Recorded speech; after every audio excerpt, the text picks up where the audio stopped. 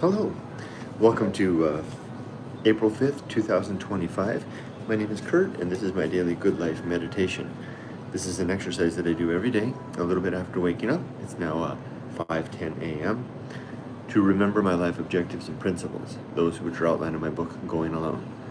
I also use this time to think about the last 24 hours and how I handle the challenges and the opportunities of the day. Just a moment while I take a note here. I go over the 8 objectives of my creed, and I plan for the coming day. So, first of all, let me say welcome to new subscribers to the channel. Glad you're here. This video is a video that I make. It's a journal, and I make it from a convenience store. Here, this is a mini stop convenience store where I come every morning, and very early in the morning, like 4:30, to catch up on my YouTube comments and to prepare to do this. I sometimes talk about things that are uncomfortable to people, like death and lack of belief in God. So just be forewarned that if you choose to watch this video, you might hear stuff that might make you uncomfortable. At least that's the comments that I've received over the years from enough people that it warrants a disclaimer. Also, thank you. You bought me my coffee this morning. Those of you who watch my videos, especially my YouTube members and my Patreon supporters. Thank you so much. And good morning, Zelika. Normally I don't read or respond to comments until after I get started, but I appreciate your good morning, Zelika. Let's get started. Yesterday was an interesting day. I'm going to do 3 things now. I'm going to talk about the last 24 hours, go over the challenges and the opportunities, and maybe talk about any noteworthy instances or things that happened in the last 24 hours since I did this yesterday. I'll go over the 8 objectives of my creed, and I'll prepare for the coming day. Yesterday was an interesting day. Namely, I brought the daily upload schedule for the Retiring in Japan series of videos to a close. It doesn't mean the series is going away entirely. It just means that I've run out of steam with the daily uploads. Quick introduction. I'm Kurt, I'm 60, I'm an American, married to a Japanese woman. She's 60, as I said, she's Japanese. We live here in Japan. We're retired about 4 months. We have a 24-year-old daughter, Emily, who lives in Tokyo and is starting her career and life there. So I did the Retiring in Japan series, which is the other daily upload that I do on the other side of the day. I started that series to capture the first 100 so odd days of being retired, because I knew that was a once-in-a-lifetime experience and probably worth journaling and documenting. And so I did it in the form of a daily journal and a daily video. I would compile snippets throughout the day, fold those into a single video once a day, and upload that and give it a number, day 1, day 2, etc., and a name. That name would correspond to the name of the it did initially, but then it changed. I also keep notes every day about what's going on. So I stopped that yesterday, and that was a difficult thing to do because of all the videos. I've been doing YouTube a long time. Of all the series that I've ever done, that was certainly the most successful. Drew a lot of new viewers, but that wasn't the part that was difficult. The part was the fact that that series of videos, Retiring in Japan, really seems to have touched, in the best way possible, touched a lot of people. Namely, people who are interested in, for lack of a better term, escape, or maybe we could just couch it in softer terms of retirement or changing life circumstance. But, in the end, doesn't it all kind of boil down to escape, mostly, to Japan? And I've received a lot of interesting and very touching comments, as well as email. I call them cards and letters, because these correspondence come in through so many mechanisms across so many platforms, everything from LinkedIn to Instagram to email to WhatsApp, all kinds of stuff on the Discord server, etc. But I can't force content where it doesn't exist, right? So I sensed after episode 100, I sensed that I was coming to an end, and I let it go for another 10 episodes, and it was definitely coming to an end. So what I'm going to do instead, and this is not a promise, this is just a statement, I'm going to continue to grab the snippets as they come, and I'll upload them at whatever frequency seems to be correct. Like if I have like the reform of the bathroom and the Senmenjo is coming up. There's going to be a lot to share in that. I'll probably do that on a daily basis. Otherwise, I'll catch snippets, if I can remember, as I go, and upload them, possibly on a weekly basis. But I think I'm going to reserve the right to just upload whenever it seems like I've got enough critical mass content to form a video worth sharing. And if that becomes daily for a while, then that's good. That doesn't mean that I'll be disappearing from YouTube. I still have these videos that I do, and I have my other brands, which those of you who are new to my channel have yet to see. But I have the capability of making a wide range of video brand across a number of different brands from my past experience here in Japan. Sure, I haven't done it for a while. This is a little bit like a boxer, hanging on the laurels of his youth in his 60s and saying, yeah, I can still box, I used to do this, yeah, right, Kurt, let's show us what have you done lately, Kurt. And true, I haven't really been making any of those old content, which I think is, well, I wouldn't call it the best. I think the retiring in Japan videos were the most, probably, no, I wouldn't say that. I wouldn't say most sincere. Those videos I used to make in the past were very sincere. Just of a different type. Yeah, that's it. It was the same thing. But the videos I was doing before were always sincere and genuine and from the heart and spontaneous and in the moment, just like the Retiring in Japan videos were. They were simply a different life, season, and venue. Okay, I do want to try to reflect on a couple of things. Let's move into the last 24 hours. I've taken to abbreviating this one thing that keeps coming up. This is the third time that it's come up. I call it peaceful, easy feeling, to borrow from the Eagles. And I'm just abbreviating here, PEF. Excuse me, allergies. Hold on, let me have a sip. More and more, I am being... It feels like jumping into a pool of water. It feels like... Do you know how when you were young, you would dive into the ocean or into a lake, and it would just be this, from the shore, you just dive right in, and it would be this, you would feel this enveloping sense of a new atmosphere, right? The atmosphere of the sea that would kind of wash away whatever was going on. You'd come to the surface and you'd just be a new kid, right? Because usually I associate that experience with childhood. That's what this feels like, and if you, in the very, very best sense possible. And it's deep and rich, and I go quiet when it happens, really, really quiet. Yesterday, it lasted for a long time, like 2 hours, and it's like if someone takes the dial of the feel-good dial on life, and that old joke about those 1 amps that go to 11, right? And dials it up to 11, and just leaves it there. Now, up until now, they've just been teasing me with it, right? Dial it up, now I get it to a 7, because normally I'm hovering, during my working life and parenthood years, for the last 40 years, I've been hovering around a 3 or a 4, right? I mean, most of the time in my adult life, I have not felt good.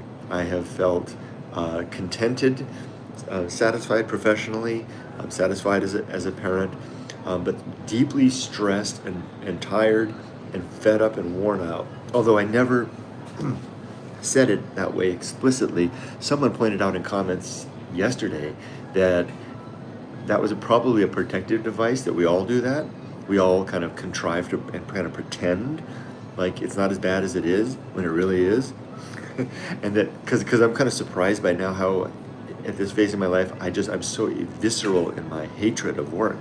Even though I had a good career and I did it very well and I was well rewarded for it, and I did a lot of good with it. Still, I hate the fact that I spent 40 years of my life at that friggin' damn hamster wheel. It's just, And someone pointed out to me yesterday that, Kurt, if you expressed it that, it was Michael. It was Michael who pointed out. Usually I don't say people's names, but Michael won't mind. Michael pointed out in comments, and he got it and nailed it right on the nose. If I had expressed that, imagine if I had been 45 years old. I mean, right in smack dab in the middle of my child raising years, all the responsibilities on my shoulders. Imagine if I came out and said, I hate my job, I hate what I'm doing, this sucks to the nth degree. What could that have possibly have done? That could have collapsed everything, right? That might have caused me to have like a midlife crisis, so to speak, quit my job, drag my family into some sort of situation, endanger us all. I couldn't afford to do that because I had too much responsibility on my head. So I bore with it all that while. So now I can down on the other side, and I can say what I feel about it freely because there's no consequence now, other than the fact of maybe the consequence of impacting other people in such a way as to making them to cause a catastrophic event in their life, which I'm cognizant of. Anyway, back to the point. So the peaceful, easy feeling now that I could not have had when I was 45, by virtue of the fact of how difficult things were, is now, and it's appearing more and more often, like on a daily basis, and it's really, really deep. And I'm starting to be suspicious that this is one of the great mysteries of me during my life, was why so many old people seem to be so content with being old. Like, you hear that, remember that old poem, I'm not gonna not go quietly into that good night. So many old people seem to go quietly into the good night. And I think that one of the reasons is that they're deeply content with the lives that they've had and the portion that they have at their old age, even though their years are numbered, and that kind of stuff just doesn't worry them anymore. And I think that's starting to happen to me. And wow, is it good? I'm gonna start tooting the horn about this. This is something else. It happened. It came upon me yesterday. Yumiko was out, and I was home with the dogs, and I just went out with my book, and I sat on the porch. Nothing out there, and I just sat there in the light, drizzling rain, and this peaceful, just this delicious feeling, the best feeling. I mean, it feels better than anything you can imagine ever in life. Just descended on me, and I'm like, what the heck is this? It's back. It was like the third or fourth time that this had happened in the last 2 weeks. And I just put the book down, and I just sat there for like an hour. And then Yumiko and I went out to do something, and I expected the feeling to evaporate away because I was out busy, and it didn't. we went to a shopping center called Mark Is to switch our net internet plans from Rakuten, which sucks, at least it sucks in our area, to Docomo, which is really good. I'm using Docomo. It's my first video on my Docomo plan. And I just sat there, and it took 2 hours sitting there getting the phone switching. And I just sat there for 2 hours in that uncomfortable chair, and it didn't disappear. And then I went home, and it was still there. It was all the way until bedtime. Well, it kind of dissipated away after we ate dinner because I was tired. And then once I get tired, I'm finished. So it was longer than 2 hours. So this is something to keep an eye on. This peaceful, easy feeling is not something that's come about because of anything that I've done, other than the fact, I think, and this is big, other than the fact that I completed my life's work of raising my daughter, finishing my career, writing my book, and retiring away. It feels exactly like someone, it's in many ways it's very similar to the feeling that you have, but better, at the end of a good day's work, because you're without the fatigue, right? At the end of a good day's work, you're tired and you feel good. This is just feeling good and you're not tired. There you go. I've talked about that's the what you just hear, that's the melon pond guy, or the bread guy coming in to deliver bread. I know all the routines here now. So I talked about the two things I wanted to talk about. the retiring in Japan change and the PEF feeling that's coming. There was one more thing. I wanted to reference something. I don't know how I'm going to fold this in. I'm reading Moby Dick, and yesterday I was reading the chapter here, the very short chapters called The Lee Shore. This one right here. I had to reread it 3 or 4 times. It's not very long. It's a short chapter. It goes from here, starts there, and ends there. And I highlighted this bit in yellow because if I was still editing Going Alone, I would put this in Going Alone as a quote. Anyway, this is a really, really interesting story. Remember how, if you've been following these, how something happened to me where I was, well, it's only recently been happening, where I started to, well, I left work, I had a period of euphoria, and then I kind of started conspiring to, it's only been recently I've been doing this, kind of like looking for things that look like work to kind of fill life up. And I only kept that up for a very short while because I realized that was a distraction, that was filler, that was me lacking something to fill the emptiness of retirement with other than work. And I realized well, screw that, I don't want to fill it with work. I can find other things. I'm more than up to the task of doing that. I can do that, and that's not a problem. But this is an interesting little chapter. In this chapter, Melville describes a man called Bulkington, who Ishmael meets at one of the inns. Now, Bulkington has just returned from a 4 years voyage, whaling voyage, and has been at the inn for a very short time before he signs onto the Pequod for another 3-year voyage. And Ishmael describes, because Ishmael, of course, is the narrator of the book, Ishmael describes his surprise upon setting sail in the Pequod to find Bulkington the first night out at the helm of the boat. And he's thinking to himself, this man just came back from 4 years at sea. Now he's got his purse full of money, and he's safe and sound in Nantucket. And here he has shipped himself out to sea right away. And Melville comments that for some men, this is 19th century literature, so they refer to men. So for some men, the safety and security of the lee shore, right, the safe side of the island, is more dangerous than the perils of the sea. And I was thinking, that's right, and that touches so many different things. How I can imagine. So some people enter retirement for a while, realize they're at the lee shore, they're Bulkington, and they need to ship themselves on another whaling vessel and head out to sea again, find work, and return to whatever it was that occupied their time, right? Very interesting. And one of the things I love about great literature is how that it resonates with so many elements of life if we make it, even if the author didn't necessarily intend exactly that. Okay, for the next 24 hours, I only have one thing. It's a Saturday. I have only one thing on my list here of things that I want to do. It's Shizuoka Matsuri, which means there's a big festival downtown, and I would like to go there with Yumiko and see that. Now, I have some trepidation about this because it's a little like, the idea of going to Shizuoka Matsuri is a little like, as a parent, when I walk my dog, the park where I used to take my daughter is right over here. It would be like me going back to that park and expecting to have the same experience at 60 as an empty nester, as a retired empty nester, have the same experience as that park as when I was 42 years old and my daughter was just, a wee thing, taking her to the park to play. Because that's the venue and the place where all that happened. Maybe there's more to this than I realized. Maybe I feel the same way about the mountains, which I have.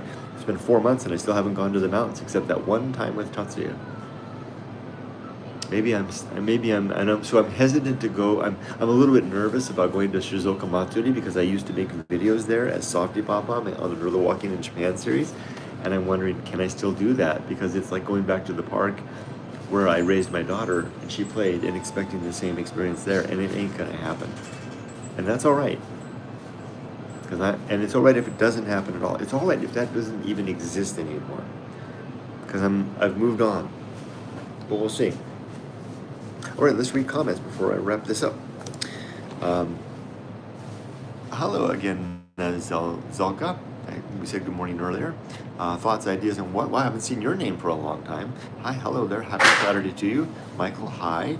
Thoughts, ideas, and what? Speaking of retirement, I was laid off about a month ago, with a 3-month severance. I took a month as short-term retirement. However, it's been hard to find motivation to start the job interview prep. I'm sorry to hear about being laid off. Good luck with the process of finding your new position. Marmite, do you feel cheated in having to endure a working lifestyle? Are we entitled to an 8+ life all the time? It's an interesting thought. No, I don't feel cheated. I feel like the life that I lived was the only life that I could have based on the choices that I made in my life. However, I do resent the fact of how I spent my life, the way that I live. So yeah, I don't feel cheated, and I don't feel I was entitled to anything else. BT Chan says, "Hi Kurt, will you continue these series of morning meditation live streams?" Yes, these will continue. These videos, I've been doing these since 2018, and I'll be doing them until the day I can't lift the camera anymore. Bradley says, "Hi Bradley, that's a great place to be." Thank you. I guess I heard to Japan or mini stop. Thoughts, ideas, retirement sure is nice. It really is nice. Oh my gosh. If I could get a message back to my young self, I would say, stay on track for that. Don't mess that up. Is ambition a young person's game? That's an interesting question. I'm old, but I'm ambitious. I'm very ambitious towards my garden. I'm very ambitious towards my book writing. I'm very ambitious towards my striving to live well. I certainly would not be ambitious nor competitive in the workplace anymore. BT-chan says, BTK-chan, I'm saying it wrong, I know. I'm sorry. Just a side note, the fatigue at the end of the hard day's work makes that beer you're having all the much better. I'm sure retirement beers are satisfying in another way too, though. That's an interesting thing. I have had retirement beers, and they're not satisfying in the same way. In fact, I drink a lot less. I'm not a heavy drinker. I would drink an average of 1 can of beer a night most of my adult life. And now that I'm in retirement, I'm probably averaging 4 a week. So I'm skipping like every day or two. Just not interested. I guess literally it's because it doesn't seem like a good use of time anymore, drinking beer. Peking Duck says, sounds like the good life indeed. I'll have to work till I'm at least 70 if I want to be able to eat and pay bills, etc. Life in Sweden is different. In Sweden is different these days. Wow, really? I wasn't aware. And good to see you, Peking Duck. Boy, you're a name that I remember from the old days. It's good to see you back. Like thoughts, ideas, and what? You're another name I remember from the old days. For some, their career is their life. They are a carpenter. Retirement doesn't change that. Right. Yep, so true, huh? La Volpe, hi. First time I've seen your name. Are products for self-tanning made in the USA, or are they being imported? I don't know. Hugh Goose, any advice for an 18-year-old boy? Yikes. That's a big one. Yeah. Write down, maybe consider writing down your values, not what your goals are, but what your values constitute. Like and I forgot to do this, so this is a good opportunity right now. I have 8 objectives in my life. My first objective is to be always ready to die. Right? I literally wrote that down once. My second objective is to make good and effective use of my time. My third objective is to develop and maintain good and sound life principles. My fourth objective is to cultivate good emotional reactions. My fifth objective is to perform good actions relative to my values. My sixth objective is to do just one thing at a time and do that thing slowly, deliberately, and carefully. My seventh objective is to, I think I skipped one, is to keep my balance. So I got to 7, there's 8. Hold on, let me do it again. To be always ready to die, to make good and effective use of time, to develop and maintain good and sound life principles, to cultivate good emotional reactions, to perform good actions, to recognize true limits and true opportunities, to do just one thing at a time, and do that thing slowly, deliberately, and carefully, and to keep my balance. So my recommendation to you would be to write down what are your objectives in life. And again, these are not goals. This is not like I'm going to climb Mount Everest. This is I'm going to cultivate good emotional reactions. What are yours? And what principles do you use to get there? What is your toolkit that you use to live the best life that you can in accordance with your objectives? That would be my recommendation. And if you're curious about my objectives, you can read about them in my book, Going Alone, available for free to read at goingalone.org. La Volpe says, because if they are being imported, I'd push my government to ban sales to the USA to deprive Donald Trump of further supplies.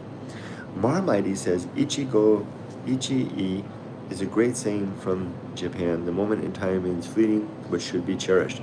Japan has so many great sayings, doesn't it? Thoughts, ideas, and what? I've been following since before you moved to the USA. Yeah, I remember you. We share some life similarities and worries, though my little one, half Japanese, is still in grade school. We're in the USA. Thoughts, ideas goes on. What successes have been an encouragement for me? Your successes have been encouragement for me, and my hopes and worries for my daughter. Thank you. Yeah, it's been quite a journey, and I'm wishing you all the best. With the considered and deliberate life. Your age, sir? I am 60 years old. Soon to be. I'll be 61 next month. All right, everybody. I'm signing off for now. I wish you all the best. Thanks for joining me. These videos will continue. There will be no retiring in Japan video today, but I might put some other stuff up. Maybe it's time to. Maybe the season is ripe for content of a different sort. Morning, great to hear from you. You too, Whiskey. Hey, Whiskey, good to see you right as I close for the day for this one. Have a great day. You too, thoughts, ideas, and what. Take care, everybody. Bye-bye. Be safe, but not too safe. And good luck to you, the 18-year-old who asked. That would be Hugh Guess. I'm sorry, I can't say your name. Good luck to you. Wish you all the best.